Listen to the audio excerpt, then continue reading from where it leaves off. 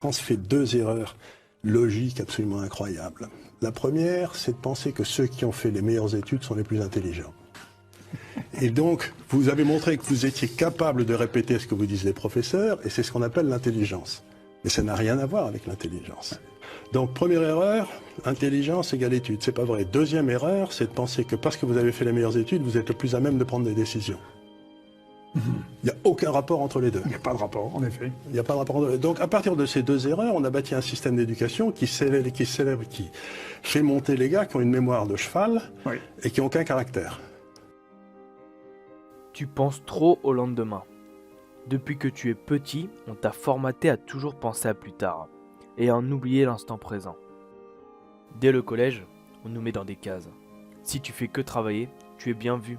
Les professeurs t'adorent, tu as d'excellentes notes, d'excellentes appréciations, mais à quel prix? À moins que tu sois un génie, tu as sacrifié des heures de ton enfance pour obtenir ces notes, comme des balades en famille, des jeux avec tes copains, des après-midi avec tes grands-parents. Et tout ça pourquoi?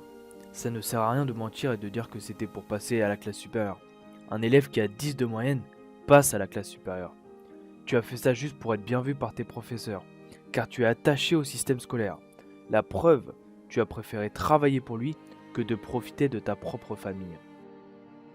Tu as peut-être fait ça pour dire que tu seras le meilleur de la classe, tu feras les meilleures études, tu auras le meilleur salaire et la meilleure des retraites.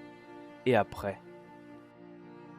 Est-ce que tu crois que c'est à 62 ans, quand tu auras enfin atteint ton objectif d'avoir une bonne retraite, que tu vas enfin pouvoir découvrir le monde? Je te félicite, je suis content pour toi, mais pour moi, tu as juste gâché ta vie. Eh bien, sache que je fais partie des personnes qui avaient 10 de moyenne. Je n'ai jamais été déçu car j'avais obtenu un 10 ou moins, car je suis toujours passé comme vous.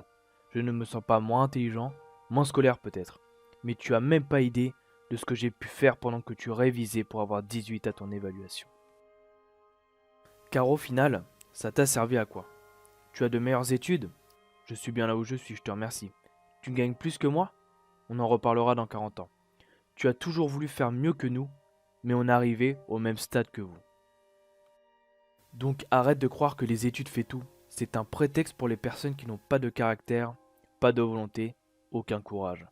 Là où tu es, des milliers de personnes y sont passées. Là où je vais, nous sommes que quelques-uns.